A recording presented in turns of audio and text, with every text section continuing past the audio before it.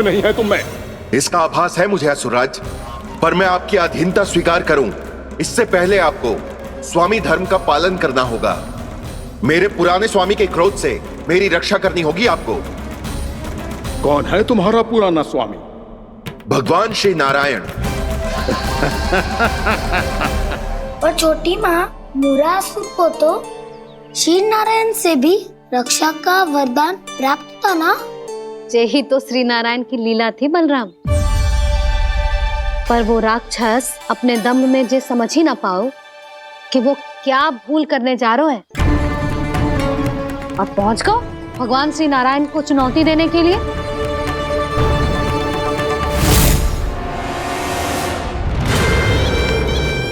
वहीं ठहर जाओ असुर राजमोरा।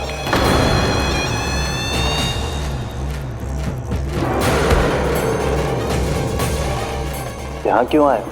आपको पराजित करने और ये वैकुंठ जीतने, ताकि मैं यमलोक का स्वामी बन सकूं। फिर आओ, युद्ध भूमि में मेरा सामना करो।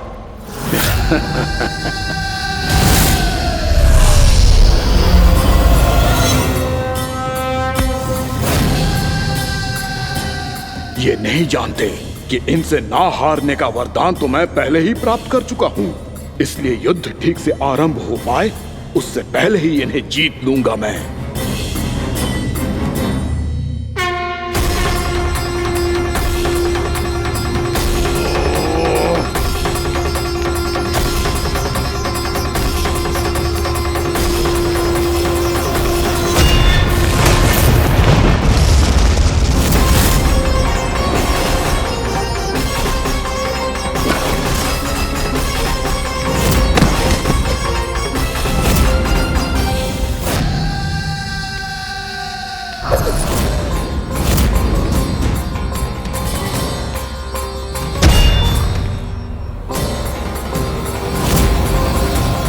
और इस प्रकार जे युद्ध वर्षों वर्षों तक चलता रहो। दोनों योद्धा पूरे ब्रह्मांड में अनेक अस्त्रों शस्त्रों के साथ युद्ध करते रहे।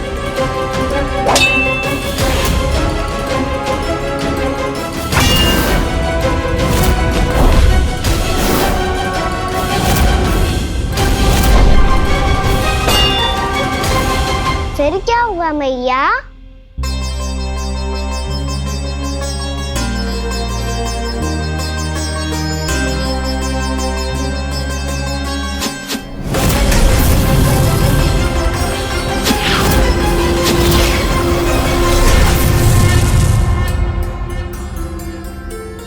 उस युद्ध को कभी समाप्त हुआ हो, पर कैसे?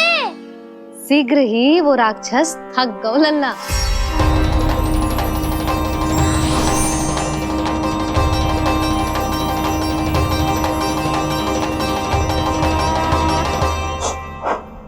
खड़े खड़े देख क्या रहे हैं नारायण? आक्रमण कीजिए, वध कर दीजिए मेरा।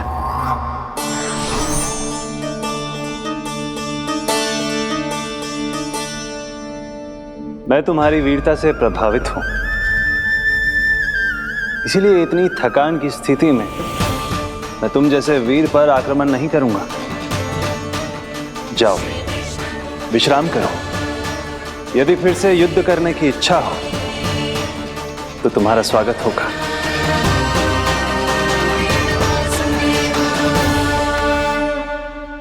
जे कह के श्री नारायण बद्रिका आश्रम चले गए और वहां हिमवत नाम की एक कंदरा में ध्यान लगा के बैठ गए।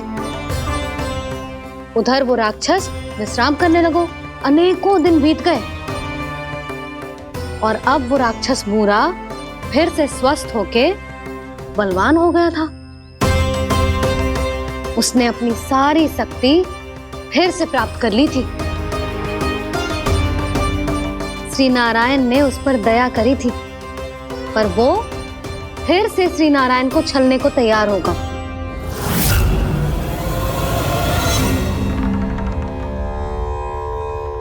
ध्यान में बैठे बैठे श्री नारायण योग निद्रा में चले गए। पर दुष्ट मूरा इसी अवसर का लाभ उठा के उनके कंदरा में घुसायो, ताकि वो सोते हुए श्री नारायण पे आक्रमण कर सके।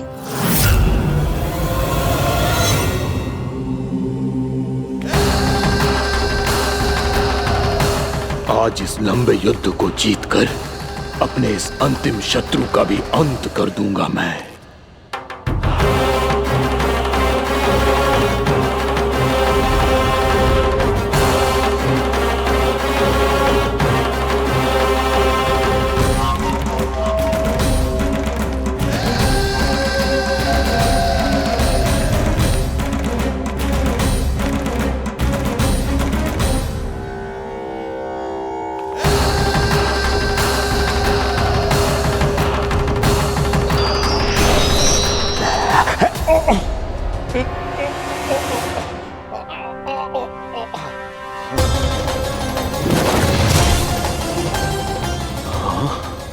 दुष्ट राक्षस, प्रभु ने तुझ पर दया की, तुझे संभलने का अवसर दिया। तू इन्हीं पर ही छल से वार करने चला है।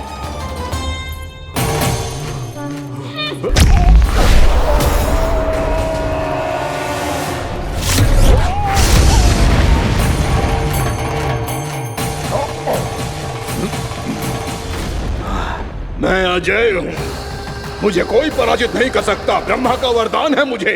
तूने नारायण से अपराजय होने का वरदान मांगा था मूर्ख, उनकी शक्ति से नहीं। ध्यान से देख, मैं तेरी मृत्यु हूँ, मृत्यु।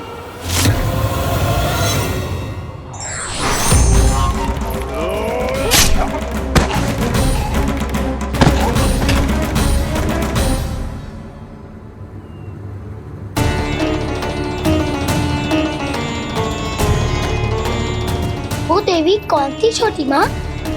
और कौन बलराम, वही तो थी देवी एकादशी।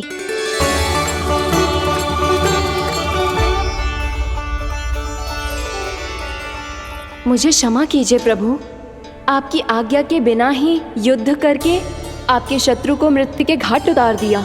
क्षमा नहीं, आपकी तो प्रशंसा होनी चाहिए देवी। असुर राज को मारकर आपने सभी देवताओं को मुक्त करवाया है। इस पापी के अहंकार से तीनों लोकों की रक्षा की है आपने। आप एकादशी की तिथि पर मेरी एकादश इंद्रियों से उत्पन्न हुई हैं। इसीलिए मेरे सभी भक्त आपको उत्पन्न एकादशी के नाम से जानेंगे। सभी तिथियों में आपका स्थान सर्वश्रेष्ठ होगा। जिस तरह आपने राक्षस के आक्रमण से मेरी रक्षा की है, उसी प्रकार एकादशी के दिन व्रत करके जो भी भक्त आपकी कथा सुनेगा, मैं स्वयं उसकी रक्षा करूंगा। जो आपकी पूजा करेगा, उसे मेरी विशेष कृपा प्राप्त होगी और उसके साथ साथ उसे मिलेगा धन, सिद्धि और मोक्ष।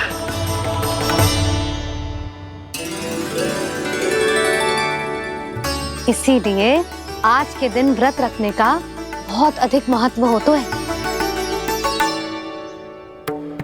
बोलो एकादशी मैया की जय। बोलो श्री नारायण भगवान की जय।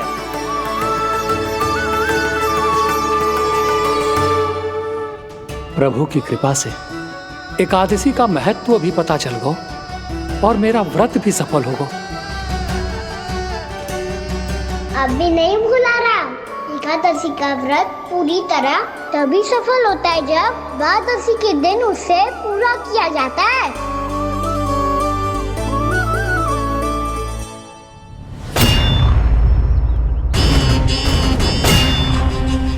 आवश्यक है आपको यह आभास होना कि उस विष्णु अवतार को पराजित करने के लिए आपके साधारण योद्धाओं में वो सामर्थ्य नहीं है। वो विष्णु अवतार कुछ अधिक ही असाधारण है।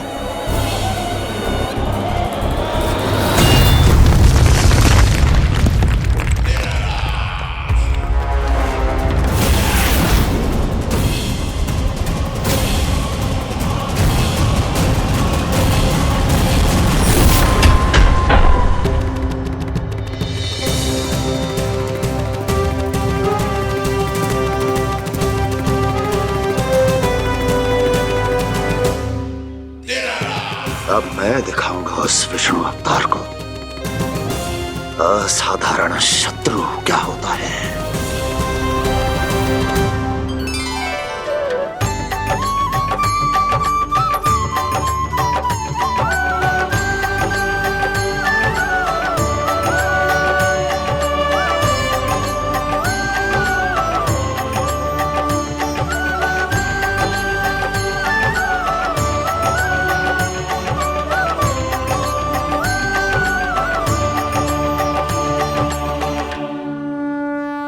मामा अधीर हो रहे हैं, पर मैया ने मुझे अभी तक बाहर जाने की आज्ञा नहीं दी है। अभी उन्हें किसी और राक्षस को यहाँ भेजने से रोकने के लिए मुझे ही कुछ करना होगा।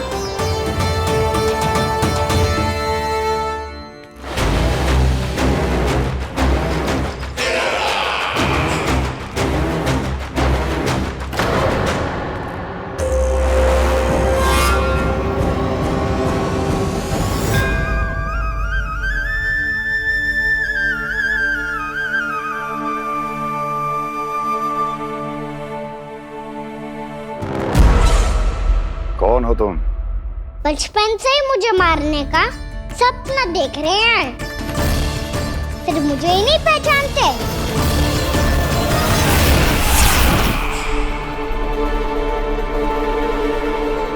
बचपन से विष्णु अवतार। कोई कान्हा बुलाता है तो कोई मुरलीधर पुकारता है, कोई माखन चोर कहता है, कोई कहता है चिच्चोर। पर विष्णु अवतार इस नाम से तो बस आप ही मुझे बुलाते हो मामा जी। इतना साहस, ये तो यहाँ आ गया है।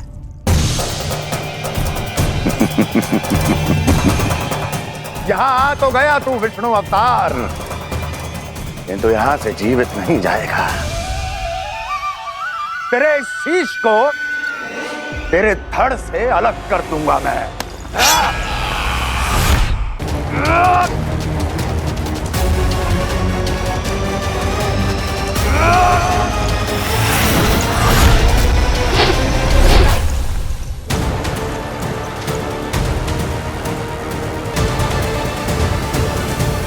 वहाँ कहाँ देख रहे हो मामा जी? मैं तैयार हूँ।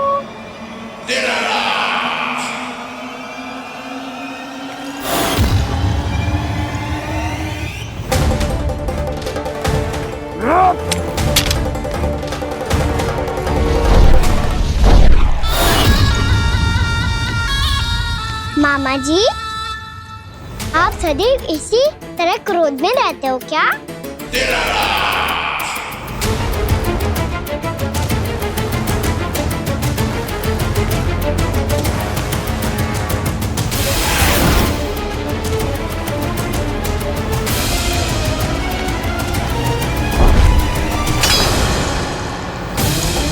छोड़, छोड़ मेरी तलवार को।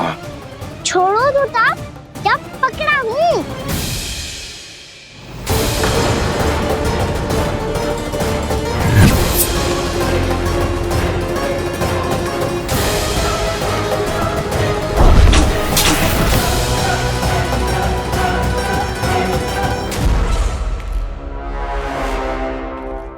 मामा जी,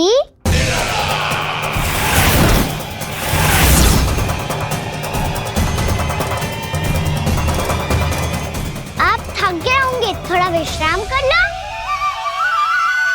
आपका तो पता नहीं, मैं अवश्य थक गया हूँ।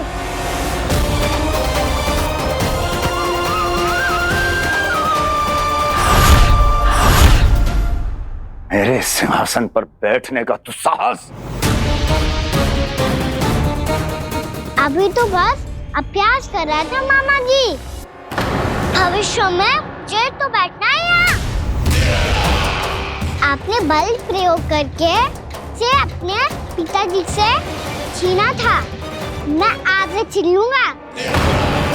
जो छल और बल से लिया जाए वो अधिक समय तक टिकता नहीं है मामा जी।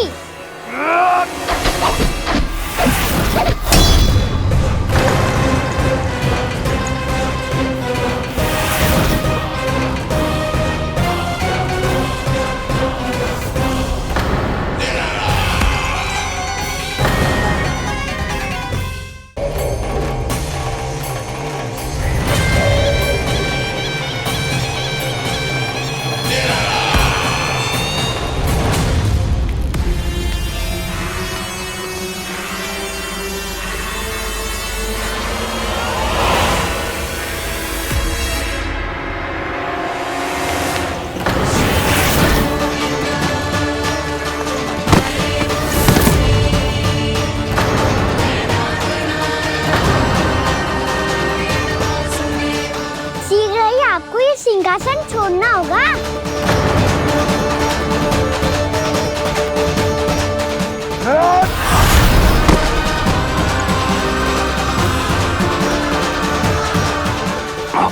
वो मेरा सिंहासन छीनना चाहता।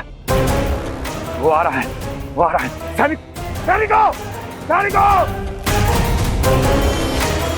दुर्जन, बंद कर दो सभी द्वार और झरोखे, सब के सब। इसकी हर संभावना पर इतना कड़ा पहरा बिठा दो कि ना तो कोई महल के भीतर आ सके, ना कोई बाहर जा सके। मुझे महल की चप्पे चप्पे की सूचना चाहिए। जाओ।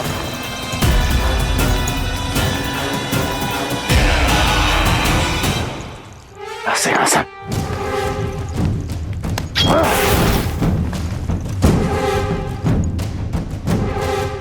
अब आ, दुष्ट मायावी, ए छलिया विष्णु अवतार, मैं कंस तेरी प्रतीक्षा कर रहा हूँ। देखता हूँ मेरे सिंहासन पर कैसे बैठता है तू। मुझे तो बस कुछ समय चाहिए था, वो मिल गया। अब करते रहिए आप प्रतीक्षा।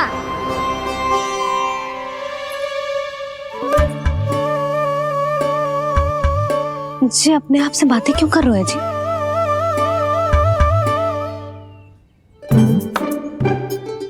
आप मुस्कुरा क्यों रहे हो? ना कछु ना। बताओ क्यों मुस्कुरा रहे हो? तुम ही पर गए हैं जी। जब तुम व्रत करती हो तो तुम भी ऐसा ही करती हो। इसी प्रकार भूख अधिक लगने पर अपना ध्यान भटकाने के लिए स्वयं से ही बड़बड़ाती रहती। होगा। आपको तो बस मेरा उपहास उड़ाने के लिए बहाना चाहिए।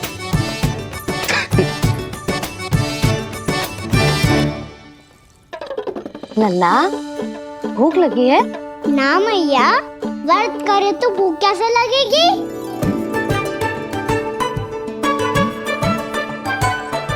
यदि लगी हो तो छोटे बालकों को थोड़ी बहुत भूल चूक क्षमा होती है।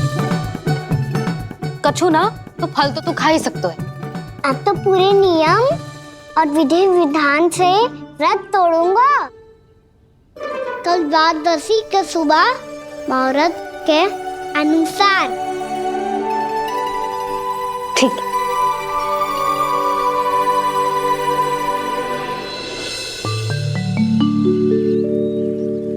लल्ला, एकादशी समाप्त हो गई है, द्वादशी लग गई है। अब तू व्रत तोड़ सकते है। भोजन कर ले। ले।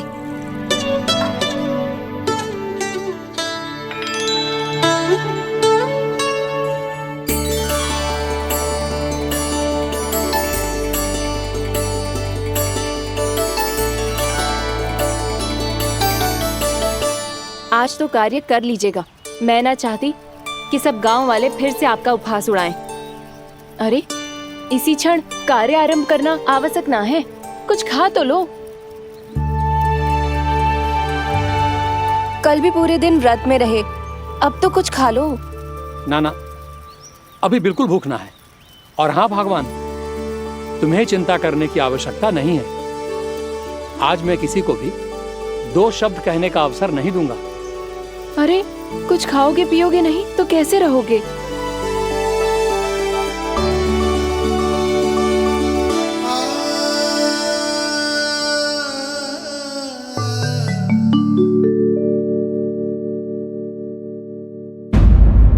ठंडा रहता है, रुक।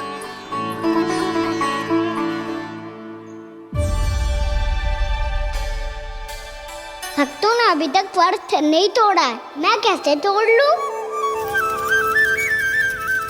भूख कहाँ से होगी? श्री हरि नाम से पेट तो भर लेते हो। श्री हरि श्री हरि श्री हरि।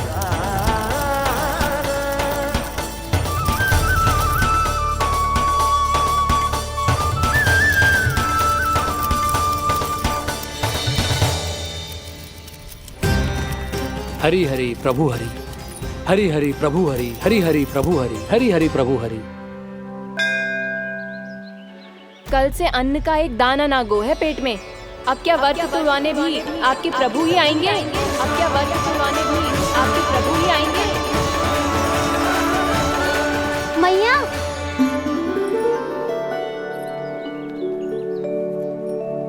मैया पहले व्रत तोड़ के कच्चू खा तो लो। अभी ना, लौट के आने के बाद। हाँ,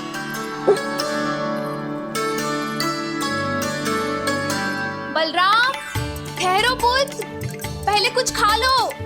व्रत तोड़ना आवश्यक होता है। मैया ने एकादशी का महत्व बताया। लगता है मुझे सबको द्वादशी पर व्रत तोड़ने समाप्त करने का महत्व बताना होगा। हरि हरि हरि हरि हरि मेरे हरि।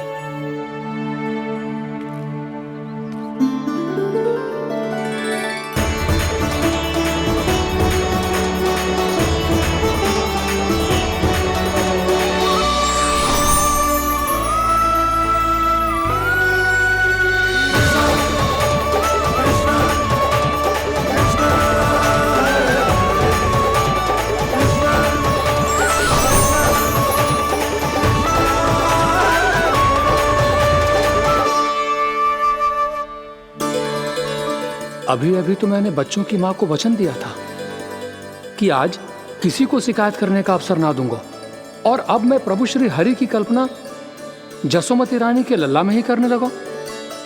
ना ना, ये ठीक ना है।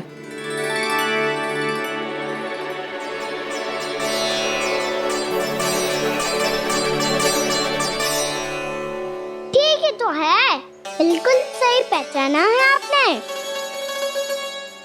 बड़े तो बड़े, अब तो बालक भी हमारा उपहास उड़ाने लगे। मैं आपका उपहास नहीं उड़ाने आया, मैं तो आपके एकादशी के व्रत को पूरा कराने आया हूँ।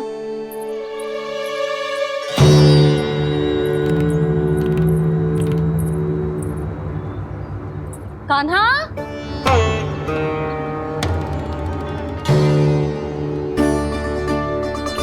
तो ये रे आपकी छड़ी और ये रे मेरी पीठ। सेक बिना तापड़ तोड़। आज तो इसकी पीठ सेक के रहूंगी मैं। मैया घर पे भूखी मुझे ढूंढ रही होगी।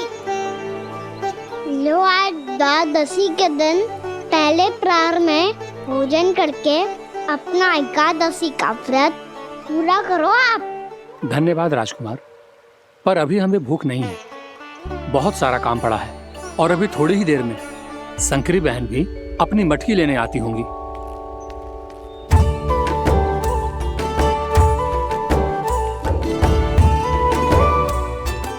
पर मैं आपका व्रत पूरा कराए बिना नहीं जा सकता। भला क्यों? भक्त भूखा रहे और भगवान खा ले, ऐसा हो सकता है भला?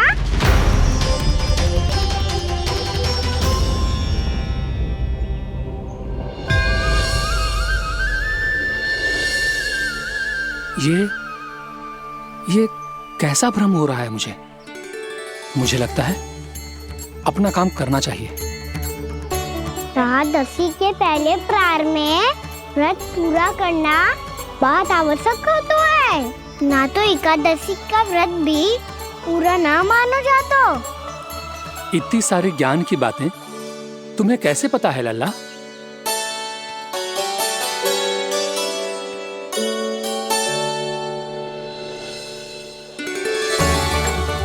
जैसे एकादशी की कथा होती है, वैसे द्वादशी की महिमा भी एक बहुत महत्वपूर्ण कथा है।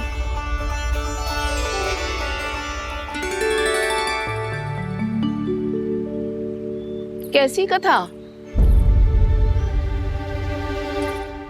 बिल्कुल सही समय पे आई हो आप, क्योंकि आपको ये कथा आपको अवश्य सुननी चाहिए।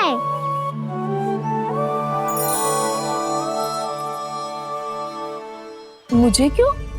पहले सुन तो लिया, फिर स्वयं ही पता चल जाएगा। बहुत समय पहले एक राजा हुआ करते थे, राजा अम्बरीश। भगवान श्री हरि के बहुत बड़े भक्त थे। ओम नमो नारायणाय। ओम नमो नारायणाय।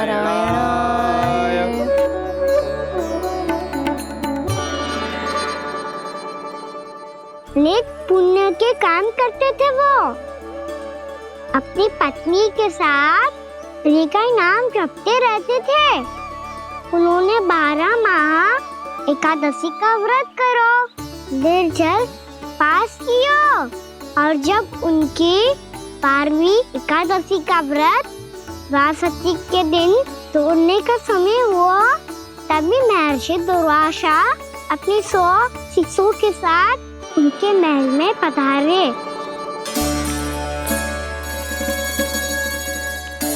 प्रणाम स्वीकार करें महर्षि। आप जैसे महान ऋषि मेरे राज्यसभा में आए, वो भी ऐसे अवसर पर जब मैं और मेरी पत्नी निरंतर 12 एकादशियों के बाद अंतिम एकादशी का व्रत तोड़ेंगे। इससे बड़े सौभाग्य की क्या बात हो सकती है हमारे लिए। आज आपके साथ साथ मेरा और मेरे शिष्यों का एकादशी व्रत भी पूरा होगा। संभव है प्रभु की इच्छा यही हो कि हम सब अपना व्रत एक साथ तोड़ें। ये तो अत्यधिक प्रसन्नता की बात है महर्षि। तो फिर ठीक है, हम सब यात्रा से थके हैं। व्रत तोड़ने से पहले हम स्नान करना चाहते हैं। जैसी आपकी इच्छा महर्षि। जब तक आप लोग लौटेंगे तब तक आपके सारे प्रबंध यहाँ हो चुके होंगे।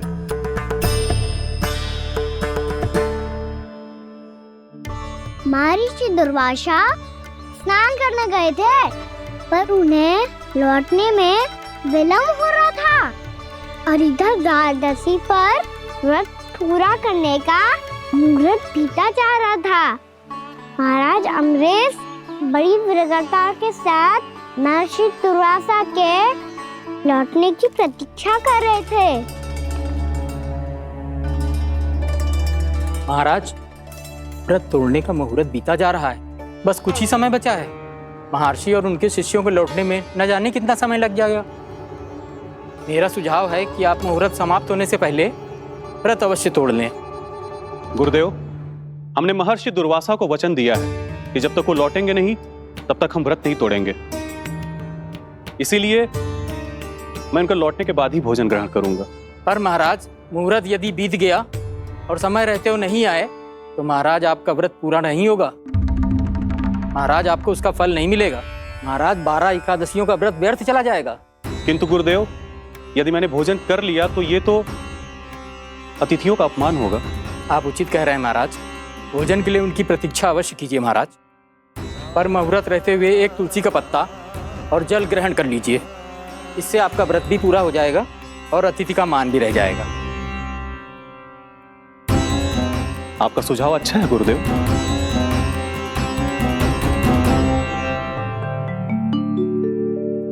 जैसे ही महाराज ने तुलसी का पत्ता खाया, वैसे ही महर्षि दुर्वासा लौट आए। महाराज,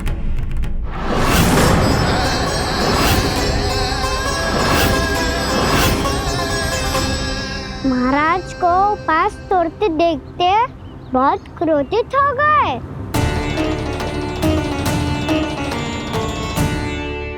बहुत बड़े भक्त हैं आप, परंतु आप ये नहीं जानते अपने अतिथियों के साथ कैसा व्यवहार करना चाहिए। आपने हमें साथ भोजन करने का वचन दिया था, पर अपना व्रत क्यों तोड़ा आपने? महर्षि, मैंने भोजन नहीं ग्रहण किया। कहीं मुहूर्त न निकल जाए इस कारण मैंने एक तुलसी का पत्ता ग्रहण कर लिया। 56 भोग खाया हो या एक पत्ता, अपना व्रत तोड़कर अतिथियों का अपमान किया है, मेरा अपमान किया है। अब आपको दंड भोगना होगा ताकि आप सीख पाएं कि अतिथियों के साथ कैसा व्यवहार होना चाहिए।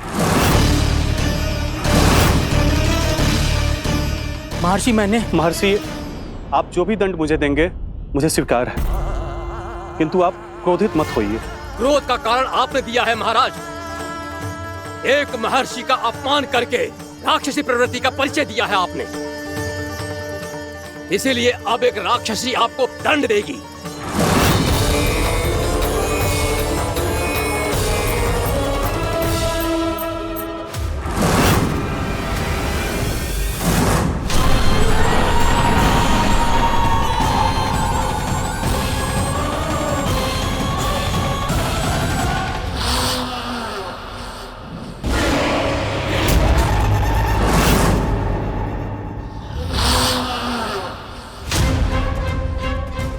हे प्रभु, यदि मैंने सच में महर्षि का अपमान करने की भूल की हो तो मैं उसका परिणाम भोगने के लिए प्रस्तुत हूं। ओम नमो नारायणाय, ओम नमो नारायणाय नमः। महर्षि दुर्वासा को यह आभास ही नहीं था कि महाराज अम्बरीश ने उनका अपमान नहीं किया था। फिर भी उसे अपमान मान के वो श्री नारायण के भक्त पे संदेह कर रहे थे। मैंने भी तो भोला राम की भक्ति पे संदेह किया था। हे नारायण, ये क्या पाप हो गया मुझसे? संदेह किसी अपमान से कम ना हो तो, और भगवान सब सह सकते हैं, पर उनके प्रिय भक्तों का अपमान सहन ना कर सकते। इसीलिए उन्होंने अस्त्रक्षेप करने का निर्णय लिया।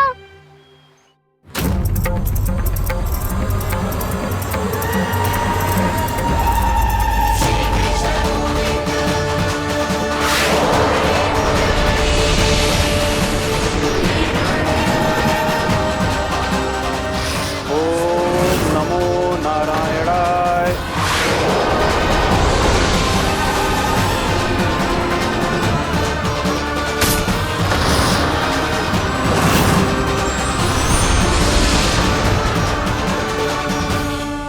और फिर भगवान का वो सुदर्शन चक्र महर्षि दुर्वासा के पीछे पड़ गया।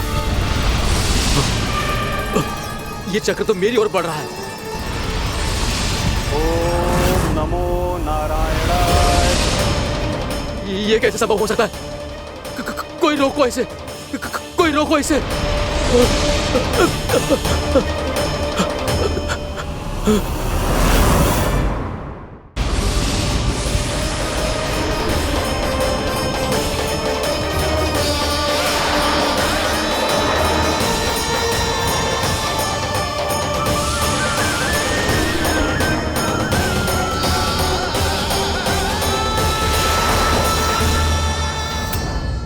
चक्र से अपने प्राण कैसे तैसे बचाते बचाते महर्षि दुर्वासा ब्रह्मलोक जा पहुँचे।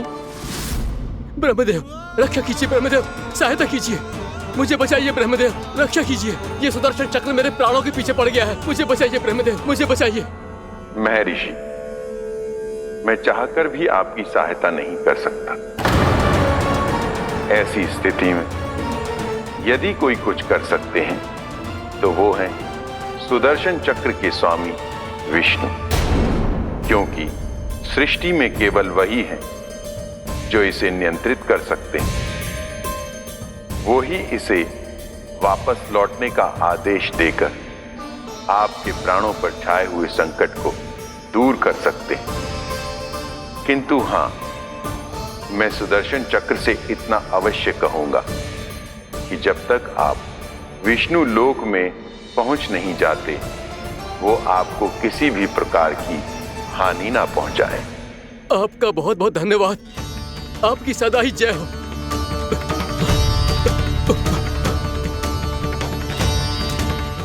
फिर क्या था? भागते भागते महर्षि दुर्वासा सीधे भगवान श्री हरि के शरण में बैकुंठ पहुंच गए। त्राहिमाम प्रभु, त्राहिमाम, मुझे बचाइए, मेरी सहायता कीजिए प्रभु, मेरी सहायता कीजिए। मैं आपके इस चक्र और ऊर्जा से नहीं भाग सकता प्रभु, कृपया करके अपने सुदर्शन को रोकिए, इसे वापस लीजिए प्रभु। यह असंभव है महर्षि। एक बार सुदर्शन चक्र मेरे हाथों से छूट जाए तो अपना उद्देश्य पूरा किए बिना, मेरे भक्तों की रक्षा किए बिना वापस नहीं लौटता। कोई तो उपाय होगा प्रभु, कृपया करके मेरे प्राण बचाइए प्रभु। मैं सुदर्शन की ऊर्जा से जलकर भस्म नहीं होना चाहता प्रभु। आप जो कहेंगे मैं करूंगा प्रभु, मेरी सहायता कीजिए प्रभु, मेरी सहायता कीजिए। उपाय है, किंतु मुझे नहीं लगता कि आप वो कर पाएंगे। मैं अवश्य करूंगा, मैं अपनी प्राण रक्षा के लिए कुछ भी करूंगा प्रभु। आपने मेरे भक्त राजा अम्बरीश को भक्ति का कर्तव्य निभाने के लिए अपमानित और दंडित किया है महर्षि। पर भक्त की रक्षा करना भगवान का कर्तव्य है। इसलिए यदि आप भक्त राजा अम्बरीश के पास जाकर क्षमा याचना करें और यदि वो आपको क्षमा कर दे तो ही ये चक्र आपके प्राण लिए बिना लौट सकता है। अन्यथा आप तो जानते हैं महर्षि, मेरे भक्त का अपमान मेरा अपमान। भक्त का अपमान भगवान के अपमान से कम ना हो तो है। महर्षि दुर्वासा को भी ये बात समझ आई और फिर उन्होंने महाराज अम्बरीश से क्षमा याचना की। महाराज महाराज महाराज महाराज महाराज, मुझे क्षमा करें महाराज, मुझसे बहुत बड़ी भूल हो गई महाराज, मुझसे बहुत बड़ी भूल हो गई महाराज। महर्षि, आप हमारे चरण छुए ये उचित नहीं। महाराज महाराज अम्बरीश, आप नारायण के सच्चे भक्त हैं। मैंने आपको अपमानित किया, दंडित करने का प्रयास किया महाराज। इस अपराध के लिए मुझे क्षमा कीजिए महाराज, और इस सुदर्शन चक्र से मेरे प्राण बचाइए महाराज।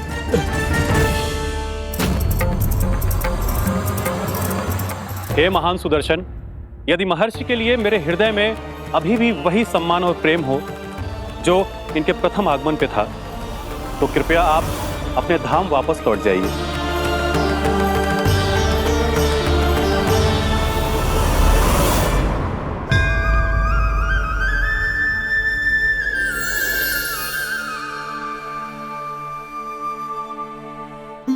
आपका बहुत बहुत धन्यवाद महाराज अम्बरीश। मैं आपको आशीर्वाद देता हूं कि आप देवराज इंद्र के समान शक्तिशाली हों। आपकी कीर्ति का पताका 10 दिशाओं में फहराए। मेरी बस एक ही इच्छा है महर्षि, कि मैं आपके साथ अपना उपवास तोड़ सकूं। अवश्य महाराज, हम सब भोजन आपके साथ करेंगे और अपने आप को नारायण की सेवा में अर्पित करके व्रत को पूरा करेंगे, क्योंकि आज जो यहाँ हुआ है उससे सिद्ध हो चुका है कि एकादशी व्रत का फल द्वादशी की सुबह भोजन करने से ही प्राप्त होता है। इस कथा से हमें पता चलता है कि सभी को द्वादशी के सुबह भर पेट भोजन करके एकादशी का व्रत पूरा करना चाहिए। और दूसरी बात, भगवान की सच्ची भक्ति अपमान कभी ना करना चाहिए। उनके साथ सदैव प्रेम से व्यवहार करना चाहिए। यही भगवान को सबसे अधिक प्रिय है। भैया भोला राम, मैंने भी श्री हरि पे तुम्हारे विश्वास का उपहास उड़ाया था, मुझे क्षमा कर दो। ना ना, आप क्षमा मांगकर मुझे लज्जित मत करो, आप तो मेरी बहन जैसी हैं। जब महर्षि दुर्वासा जैसे महान ऋषि को भी प्रभु के भक्त से क्षमा मांगनी पड़ी, तो मैं तो बहुत ही तुच्छ हूँ। मुझे आपकी किसी भी बात का बुरा ना लगा। पर पता है प्रभु को कौन सी बात कब बुरा रखता है? कौन सी बात? जब उनका भक्त भूखा रहे, समय पे अपना व्रत पूरा ना करे। और जैसा कि आप सभी ने अभी कथा से सीखो है, एकादशी के व्रत को द्वादशी की सुबह अवश्य पूरा करना चाहिए। अब आप जाओ, अपना व्रत पूरा करो।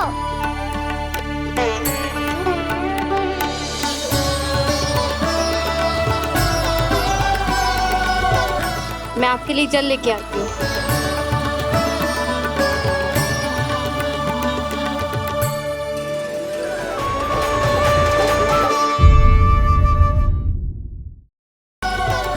मैं आपके लिए जल लेके आती हूँ।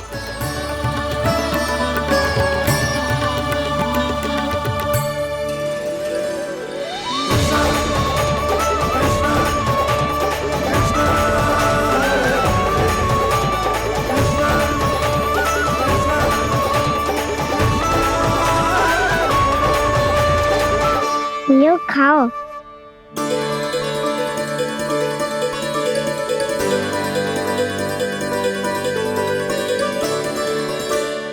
कान्हा,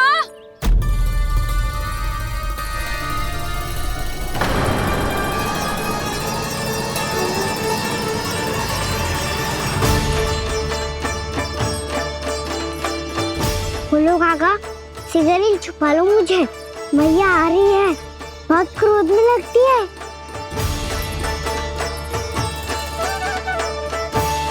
आज तो बहुत दंड मिलेगा। अभी क्षण भर पहले तो ये साक्षात भगवान के रूप में बात कर रहे थे और अब अचानक ही ऐसे बालक बन गए जो मैया से दंड मिलने के भय से व्याकुल हैं। बोला काका किस सोच में पड़ गए? सिगरेट छुपा लो मुझे।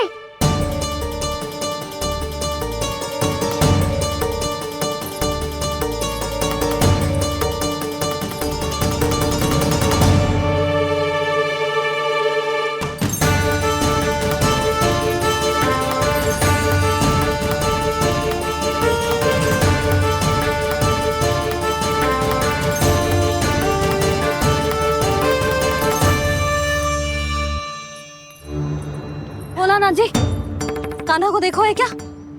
मैंने तो अपने प्रभु को देखा है। मैं अपने लल्ला को ढूंढ रही हूँ, उसे देखो है आपने? वही तो मैं भी कह रहा हूँ जसोदा रानी, मैंने सिर्फ और सिर्फ अपने प्रभु को देखा है। ये तो अब भी अपनी भक्ति में ही खोया हुआ है, इससे पूछ के कछु लाभ ना है, मुझे ही ढूंढना पड़ेगा।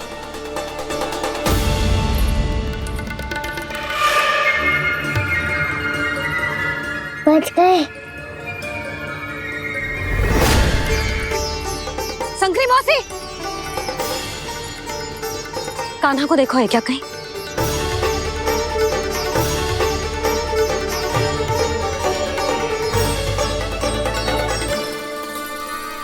बोला काका मुझे सिगरेट निकालो ना यहाँ से, भैया फिर से इधर ही आ रही है। सब कहते थे श्री हरि मेरे घर ना आ सकते। देखो आज प्रभु आ गए, उन्होंने अपने हाथ से मेरा व्रत पूरा कराया।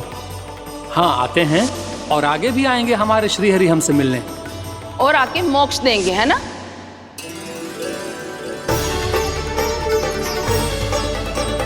सिगरेट निकालो ना बोला काका, भैया आ रही है। मैं ना निकालूं? मेरा अर्थ है मैं निकालूंगा, अवश्य निकालूंगा, पर तब तक नहीं निकालूंगा जब तक आप मेरी सारी बातें मान नहीं लेते हैं। कौन सी बात? प्रभु मुझे मोक्ष प्रदान कर दीजिए प्रभु। तथास्तु। ना ना ना प्रभु, मेरे साथ साथ मेरे परिवार को भी मोक्ष दे दीजिए। तथास्तु। अब तो निकाल दो, मैया देख लेंगी। ना प्रभु, मेरे परिवार के साथ मुझसे जुड़ी हुई हर वस्तु, जीव जंतु, प्राणी, गाय बैल भैंस, सभी को मोक्ष प्रदान कर दीजिए प्रभु। तथास्तु। प्रभु आप सच में अद्भुत हैं। मैंने जो मांगा आपने बिना सोचे समझे सब प्रदान किया। मैं ही अपनी मांगे बढ़ाता रहा। प्रभु प्रभु मुझे क्षमा कर दीजिए, प्रभु मुझे क्षमा कर दीजिए।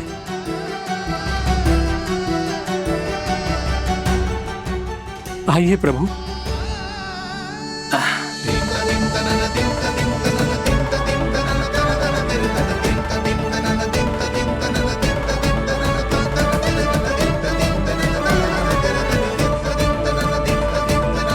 प्रभु आप तो प्रभु हो, हरि हो, भगवान हो। आप चाहते तो इस मटके से स्वयं निकलकर बाहर आ सकते थे, फिर मेरी आपने हर इच्छा क्यों पूरी की? क्योंकि मेरे भक्त की इच्छा पूरी करने में मुझे भी प्रसन्नता मिलती है। ना तो मैं अपने भक्तों का अपमान सह सकता हूँ और ना ही उनकी इच्छा अधूरी रहने दे सकता हूँ।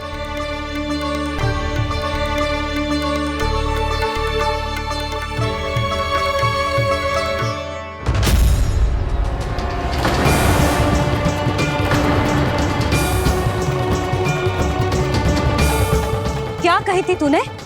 हाँ, कि तू फिर से छल ना करेगा। फिर मुझे बिना बताए घर से बाहर कैसे निकलो? क्षमा करना मैया, पर जो आपने सिखाया था मैंने तो उसी का ही पालन करो है। फिर से चतुराई कर रहे हो ना? हाँ, आप ही ने तो कही थी ना, यदि कछु करने से किसी को हानि ना पहुंचती हो या फिर किसी अच्छे कार्य में सहायता हो रही हो तो आज्ञा लेने की आवश्यकता ना होती। यदि तेरे कछु करने से किसी और की कोई हानि ना हो रही हो या किसी के अच्छे कार्य में सहायता हो रही हो तो मुझसे आज्ञा लेने की आवश्यकता ना है। तो किस अच्छे कार्य के लिए आया है यहाँ? एकादशी के सुबह एकादशी का व्रत खोल के भोजन करा जाता है। ये बात ना तो भोला काका को पता थी, ना शंकरी मासी को और ना ही किसी और को। और तुझे पता थी?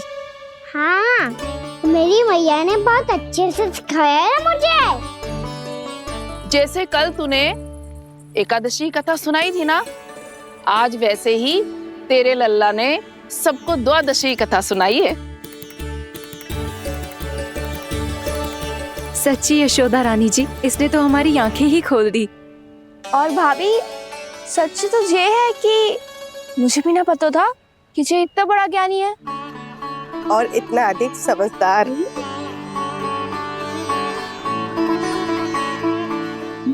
द्वादशी की कथा? वो तो मैंने इसे कभी सुना ही ना है। फिर इसे कैसे पता थी? रानी जी, जो स्वयं भगवान हैं, भला उन्हें कैसे कुछ नहीं पता होगा। मैंने तो इन्हें पहचान लिया। और हाँ, आप सब लोग भी इन्हें अपने अंतर्मन की आंखों से देखिए, हो सकता है इन्हें पहचान पाएं। ये कोई और नहीं है, श्री नारायण है, मेरे श्री हरि, मेरे प्रभु। जय श्री हरि।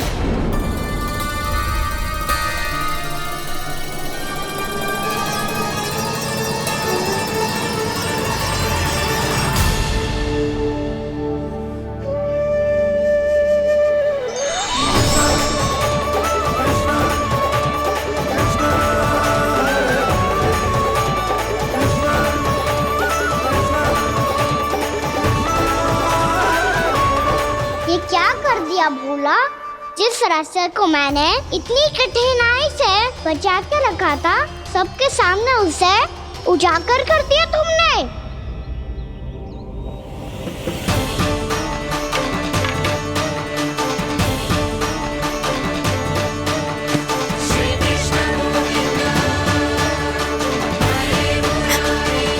नारायण,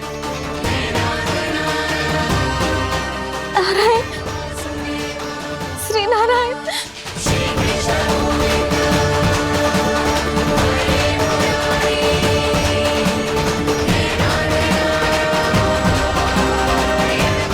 श्री नारायण।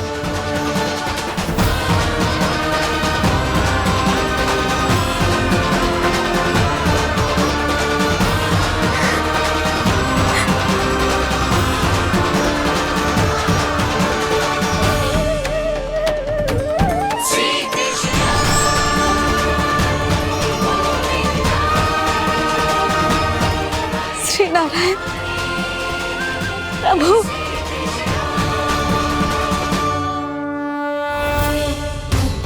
जिस रास्ते को इतने जत्न से संभाल के रखा था, आज वो सबके सामने खुल गया। और तो और मेरा भेद मैया को भी पता चल गया। बाबा सब कहते रहे पर मैंने एक न मानी। सबने कही थी कि आप भगवान हैं, पर मैं मूर्ख आपको पहचान ही ना पाई। कितनी अभागी हूं मैं।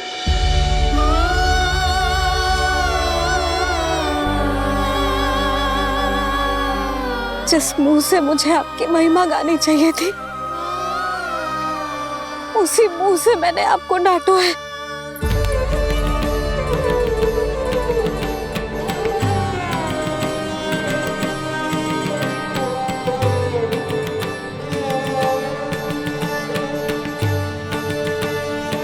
जिन हाथों से मुझे आपके चरण छूने चाहिए थे, उन हाथों से मैंने आपके कान पकड़े।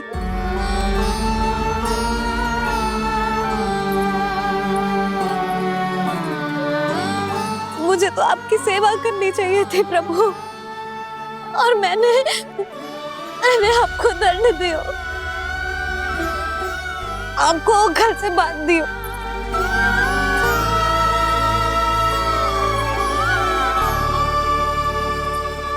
बावली हो गई थी प्रभु। अपने श्री नारायण को, अपने प्रभु को एक साधारण सा बालक समझ लियो मैंने। मैं आपके लिए भगवान नहीं हूँ मैया, साधारण बालक ही हूँ, बस आपका लल्ला। बुद्धि भ्रष्ट हो गई थी, भूल पर भूल करती चली गई।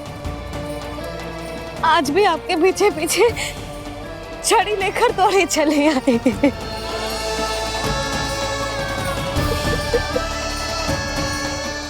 अपने आप को दोष मत दो मैया, आपके ममता के लिए तो जन्म लिया है मैंने।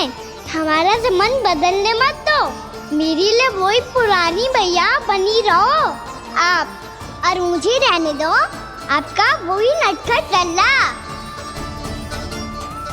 मुझे क्षमा कर दो प्रभु, मुझे क्षमा कर दो। बाबा ये कैसा अंत हो गया आज? मैया तो मुझे भगवान मानने लगी, पर मैं इसे स्वीकार नहीं कर सकता। अभी नहीं बाबा, इतनी शीघ्र नहीं। आप ऐसे खड़े क्यों बाबा? कुछ ऐसा करो ना कि मैया फिर से मेरे मैया बन जाए। उनकी दृष्टि में भक्ति नहीं, ममता चाहिए मुझे। कान्हा, मेरे सामर्थ्य में हो तो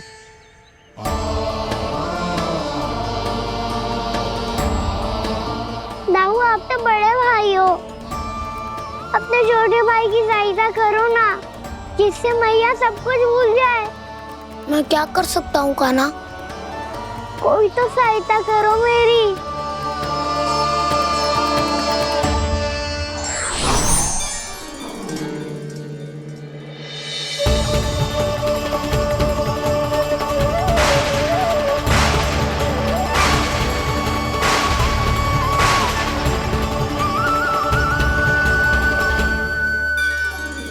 अपने आप को संभालिए प्रभु।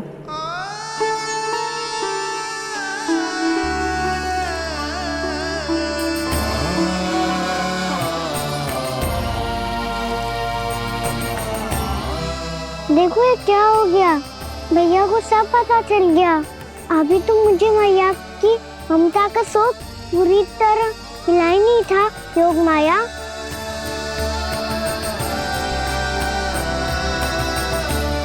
मेरी सहायता करो ना। कितनी अद्भुत है ममता की शक्ति। भगवान को भी एक साधारण बालक बना देती है। बालक की बना रहना चाहता हूँ मैं, नहीं चाहता दिव्य होना, नहीं चाहता भगवान बनना। बस मैया की गोद में रहकर ममता की रस से सेम को भिगोना चाहता हूँ। इनकी डांट फटकार का सुख पाना चाहता हूँ। कुछ भी करे योग माया, पर इन सबको भुला दो मेरा सत्य।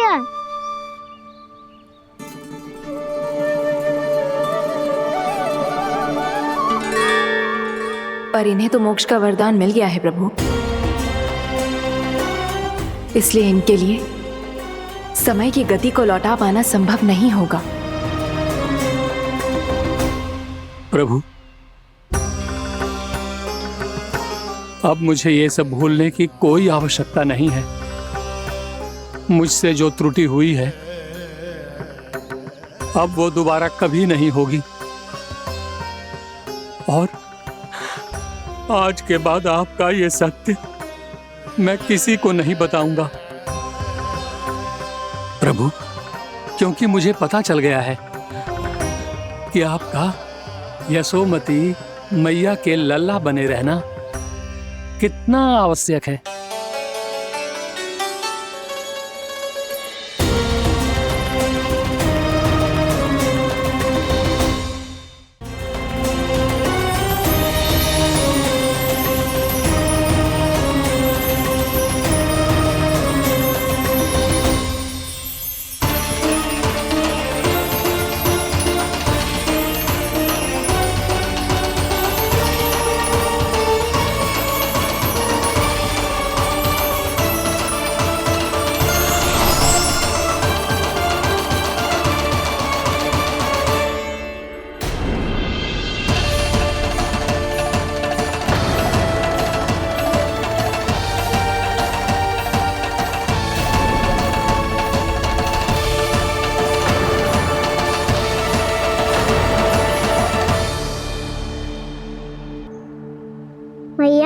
छड़ी। पहले चुपके से भाग जातो है, फिर स्वयं ही छड़ी भी पकड़ा रो है? नटखट कहीं का। हंसी आ रही है? अरे किस बात पे इतनी हंसी आ रही है रे? हाँ?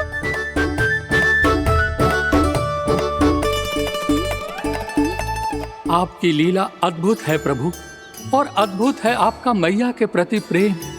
हंसी ना है मैया, ये तो प्रसन्नता है, अपने मैया से मिल जाने की प्रसन्नता।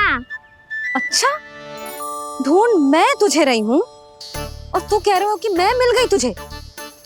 तू घर चल लल्ला, अच्छे से पिटाई करूंगी तेरी।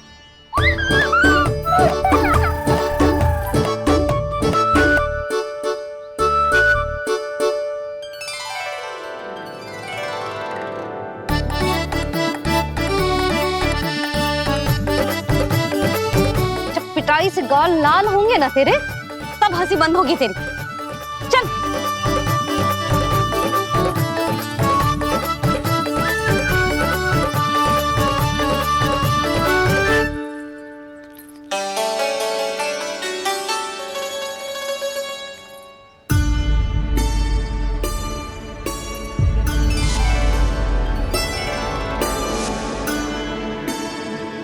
लगता है भैया की और चतन स्मृति वापस आ रही है।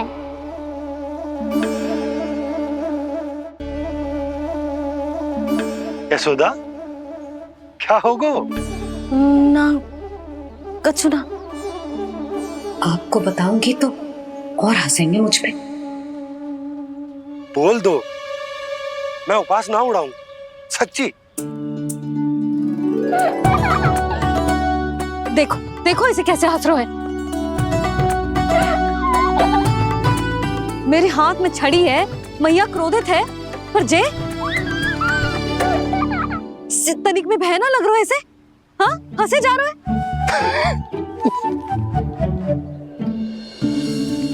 दोनों बाबा लल्ला एक जैसे हो। चल तू, चल चल।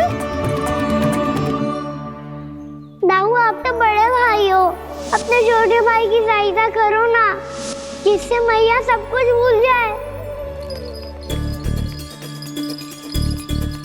सुबल, तू कछु खा क्यों ना रहो है? व्रत करना था तो बलराम के जैसे कल कर ले तो। कल तो एकादशी भी थी। कान्हा के बिना कछु करने का मेरा मन ही ना कर तो। बात तो सच्ची है, उसके बिना गोचारण भी ऐसा लगता है जैसे कितना भारी कार्य है, व्यवस्था में करना पड़ता है। सही कह रहे हो तुम दोनों। मैं तो गोपालक भी इसलिए बना था ताकि कान्हा के संग खेलने को मिल जाए। बलराम तो हमारा सगा कम और मुख्य अधिक है।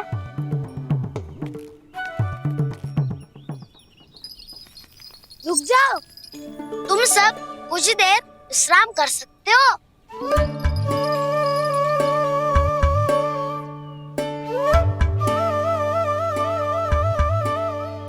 तू बोल। ना मैं ना बोलूंगा, तुम दोनों ही बोलो।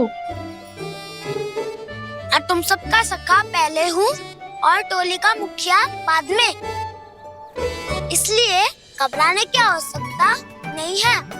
जो भी बात है बिना हिचक बता सकते हो मुझे। तो फिर कुछ ऐसा करो ना कि कान्हा फिर से हमारे साथ गोचारण करने के लिए आने लगे।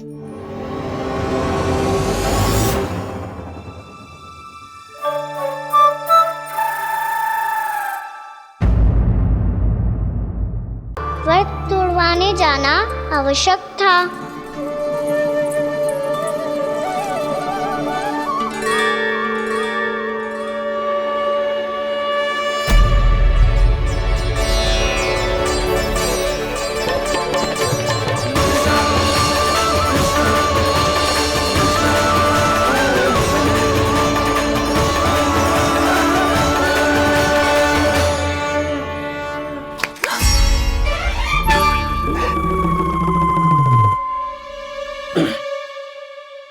सुधा, फिर से खो गई तुम। अरे कौन से स्वप्न लोक में चली जाती हो तुम बार बार? हमें भी बताओ।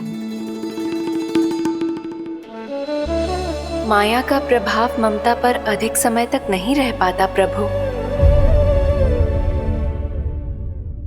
अरे बोलो ना यशोदा, क्या सोच रही थी?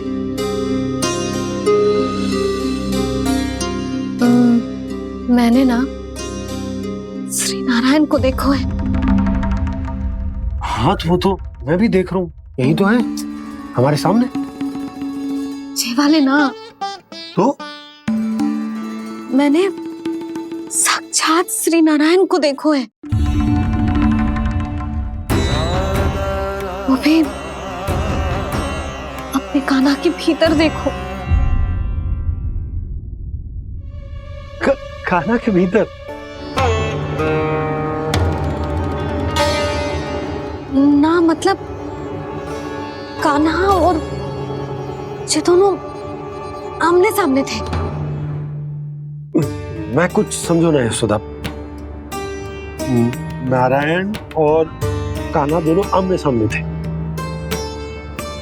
ना, मेरे कहने का अर्थ है कि कान्हा और श्री नारायण एक दूसरे के आगे पीछे थे।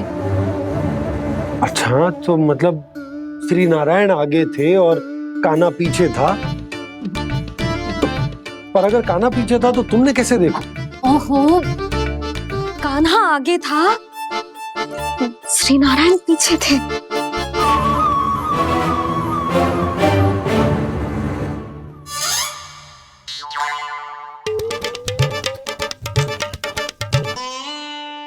यशोदा, एक बार फिर से सोचकर बताओ कि नारायण आगे थे या कान्हा आगे था? ठीक से याद करो। बहुत बता तो रही हूँ जी, थोड़ी धुंधली धुंधली सी स्मृति है। बाबा, इससे पहले कि उनके संदेह की अग्नि स्मृति की वायु पाकर और भड़क जाए, कुछ भी करो और बुझाओ इसे। स्वप्न देखो है तुमने? हाँ, संभव है स्वप्न ही था। पर यदि स्वप्न था तो सुबह सुबह उठते ही उसकी स्मृति क्यों ना आई? अब क्यों आ रही है उसकी स्मृति? और वो भी तब से जब से मैं भोलाराम के यहाँ से कान्हा को लेके आई हूँ। और जब मैं गई थी तो छड़ी मेरे हाथ में थी, पर फिर कान्हा ने मुझे छड़ी दी और मैं बैठी हुई थी। इस बीच कछु तो हुआ है। भैया की अचेतन स्मृति वापस आ रही है। अब मुझे ही कुछ करना होगा। मुझे लगता है जी, जब मैं वहाँ गई ना, भैया व्रत पूरा करने का सुबह मुहूर्त निकल जाएगा और अब तो भूख भी बहुत तीव्र लग रही है। हे नारायण, मैं तो भूल ही गई कि लल्ला भी तो कल से भूखा है।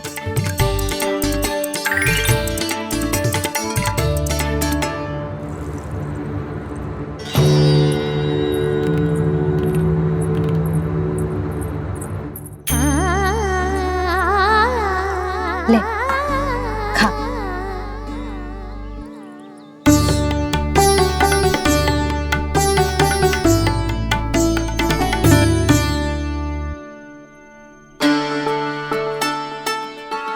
संतान की चिंता में सब कुछ भुला दे, ऐसी ही होती है ममता।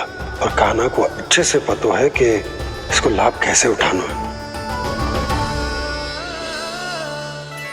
हाँ बाबा, लाभ ना, मैं तो मैया की ममता का आनंद उठाना चाहता हूँ, जितना संभव है उससे भी अधिक।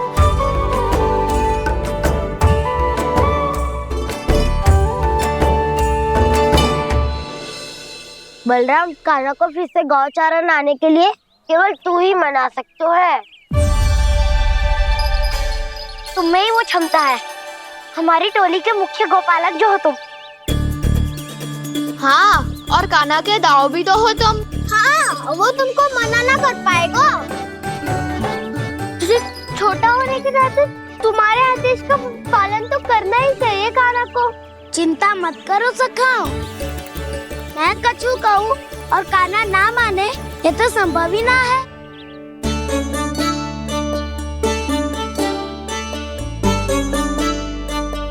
आज जो हुआ ना जाने और कितने समय तक मेरा सत्य आपसे छिपा रह पाएगा, इसीलिए आपसे अधिक समय मैं आपके साथ ही बिताऊंगा। मैंने कह दिया तो समझ लो, पत्थर पे रेखा खिंच गई। कल से कान्हा हम सबके साथ अवश्य आएगा। अपना सारा समय हमारे साथ बिताएगा वो।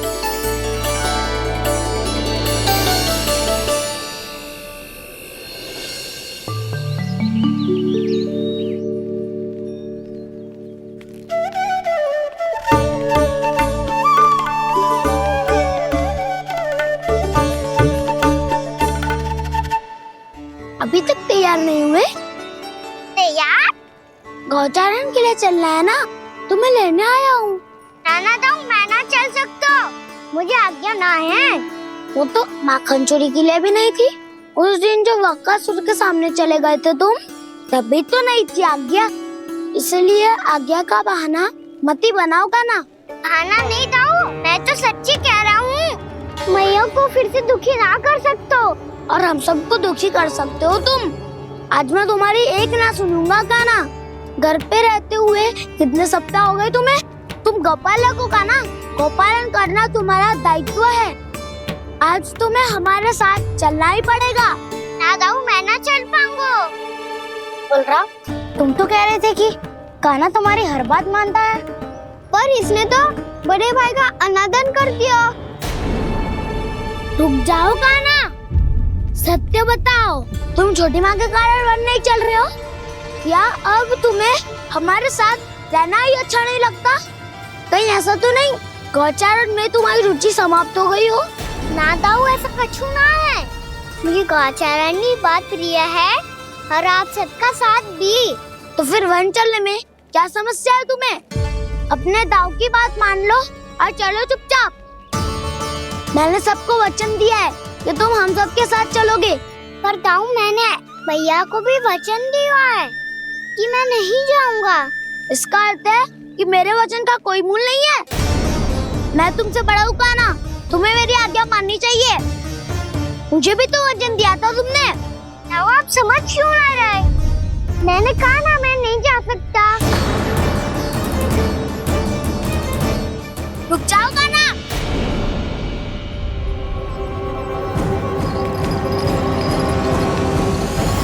ऐसे कैसे नहीं आ सकते? मैंने बल्कि हम सब ने तुम्हारी हर शरारत में तुम्हारा साथ दिया है, चाहे माखन चोरी हो या गौचारण। और अब तुम अपने दाऊ को ही पीठ दिखा के जा रहे हो। दाऊ, मैं आपका बहुत सम्मान करता हूँ, पर मैंने कहा ना मैं नहीं जा सकता। मुझे मेरी मैया के साथ ही रहना है। तो फिर तुम्हारे लिए मैया ही महत्वपूर्ण है। दाऊ नहीं, सखा नहीं, गयाऊ भी नहीं। कान्हा ने तो तुम्हारी बात मानने से मना कर दिया। बलराम, लग तो है सच्चो भाई ना है। जानते हो इससे क्या सिद्ध होता है कान्हा? कि तुम छोटी माँ के पुत्र नहीं हो, कि तुम छोटी माँ के पुत्र नहीं हो। दाऊ, ये क्या कह रहे हो आप? और नहीं तो क्या, तुम उनके वास्तविक पुत्र होते तो अपने दाऊ की आज्ञा कभी नहीं टालते। ऐसा मत ही कहो दाऊ, मैं अपनी मैया का ही लल्ला हूँ। मुझे तो लगता है छोटी माँ हाथ से ग्रह करके लाई है तुम्हें। अब ऐसा क्यों बोल रहे हो दाऊ? क्योंकि मैं वो सत्य देख रहा हूँ जो तुम नहीं देख पा रहे हो। छोटी माँ और छोटे पापा दोनों गोरे हैं और तुम अपना रंग देख लो, स्वयं विचार कर लो। जी तो मैंने भी सोचा था, बस बोला नहीं। हाँ तो क्या हुआ, मेरी त्वचा का रंग अलग है, मैं उन्हीं का ही लल्ला हूँ। बस धूप में तुम सबके साथ इतना खेला हूँ कि मेरी त्वचा का रंग बदल को है। बड़बोली बात मत ही कर कान्हा, स्वयं को बचाने के लिए हम पर दोष लगा रहे है। सत्य तो ये है कि तेरी त्वचा सदैव से ऐसी थी कान्हा। लग तो है ये कि बलराम सही कह रहा है। इसका अर्थ है काकी, सस्ते में नन काका, यशोदा काकी इसके हाथ से ग्रेट करके आए हैं। बालक हाथ में थोड़ी ना मिलता है। हमारे घर में जो बछड़ा है उसको तो मेरे बाबा हाथ से ही लाए थे, पर मुझे हाथ से कोई ना लायो है। मैं अपनी मैया का ही लल्ला हूँ, यशोमती मैया का नंदलाला ही हूँ मैं। तुम्हें वन चलना है तो चलो या फिर मत चलो, पर छोटी माँ और छोटे बाबा का लल्ला बनने का स्वांग करने की कोई आवश्यकता नहीं है।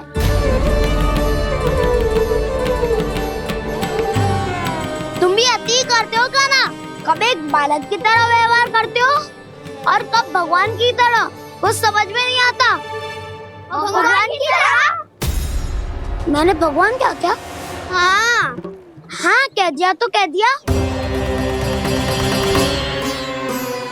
खड़े खड़े मेरा मुंह क्या देख लो, चलो। या फिर तुम सबको भी अपने मैया के पल्लू में बंधकर घर पे ही रहना है।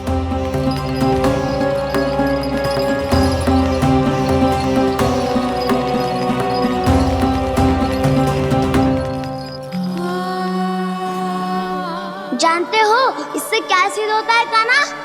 कि तुम छोटी माँ के पुत्र नहीं हो, कि तुम छोटी माँ के पुत्र नहीं हो।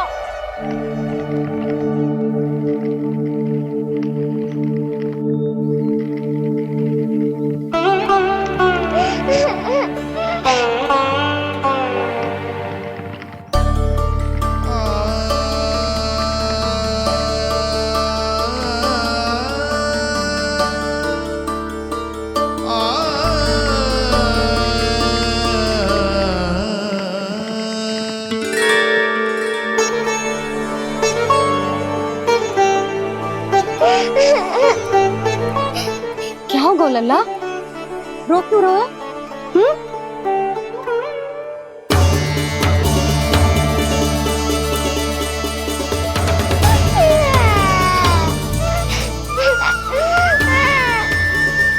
अरे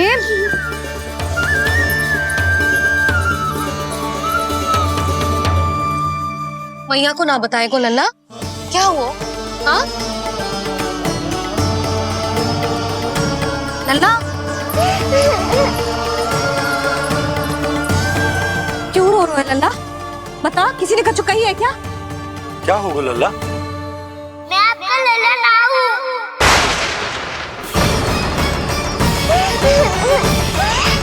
ऐसा क्यों कह रहे हो तू? क्या होगा? आपका भी लल्ला ना हूँ मैं।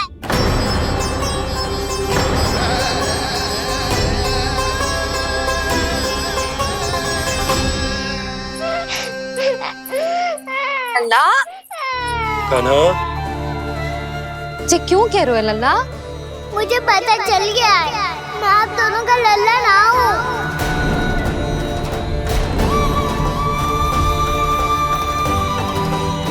कुछ भी उल्टा सीधा बोल रहे हो, तू मेरा ही लल्ला है ना। आप मुझे हाथ से गिरा करके लाई हो।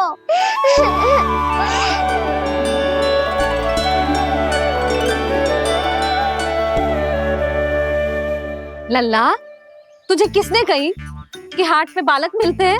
मिलते हैं, पूरी गैया का बालक भी तो हाट से ही आयो है। अच्छा, क्षण भर के लिए मान लिया कि हाट में बालक मिलते हैं, पर तुझे कैसे पता चला कि तुझे हाट से ही लेके आए हैं? मेरा रंग देखो और फिर अपना हाथ देखो।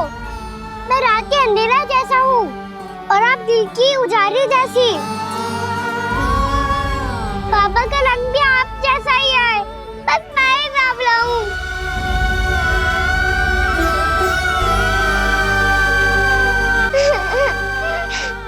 उससे क्या अंतर पड़ता है लल्ला? पर तो मैं तभी तो दाऊ अन्य सभी सखाओ ने ऐसा कहा। इस बात पर ध्यान मत ही दे। माँ की ममता और बाबा का स्नेह, इसका कोई रंग ना हो तो है लल्ला? तो फिर आप ही बताओ, भैया क्यों गोरी और मैं क्यों काला? हाट से आया क्रय होके, सुन हो गए कृष्ण धीर। मैया गोरी बाबा गोरे। लल्ला मैं क्यों तू चल मेरे साथ, अभी सिद्ध हो जाएगा कि तू मेरा ही लल्ला है। चल।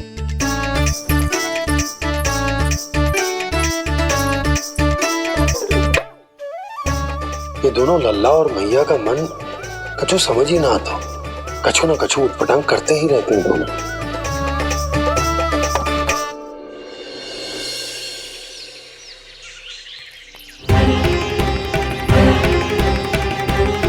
मैया ऐसे ले जा रही है मुझे, कहाँ और क्यों?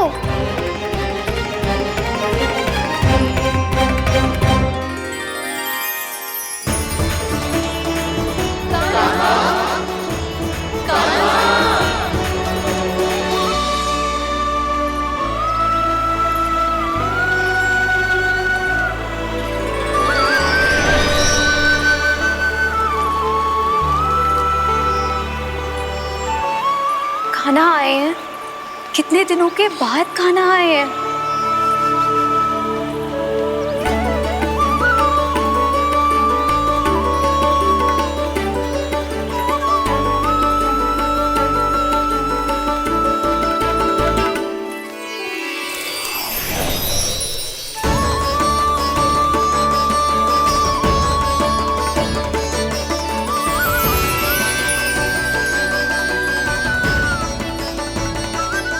आंखें पथरा गई थी मार्ग देखते देखते।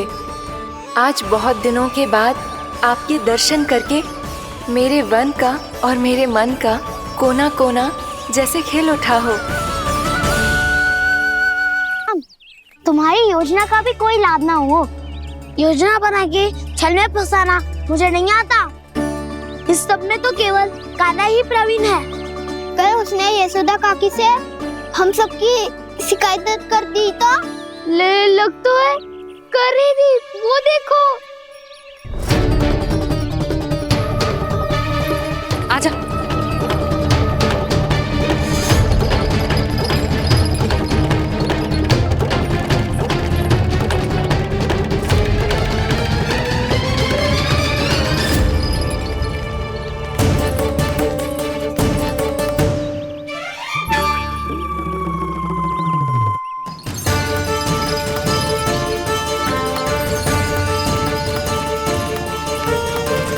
बलराम,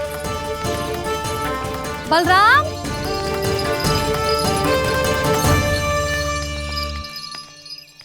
जे बसंती कहाँ है?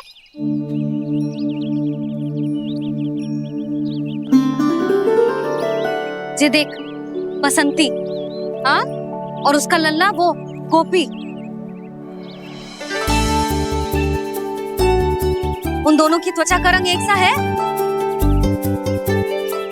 कान्हा, तू देख के बता, बसंती और उसके लल्ला का रंग एक सा है? और जे देख डमरू, इसका जन्म तो तेरे सामने हुआ था ना, हाँ? और उसकी मैया गोमती, इन दोनों की त्वचा का मिलान कर, एक सा रंग है?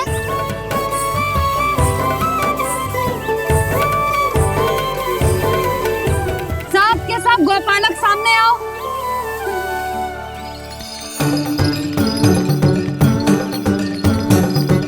अब तुम सब भी देख के बताओ, दोनों की त्वचा एक जैसी है या रंग अलग अलग है?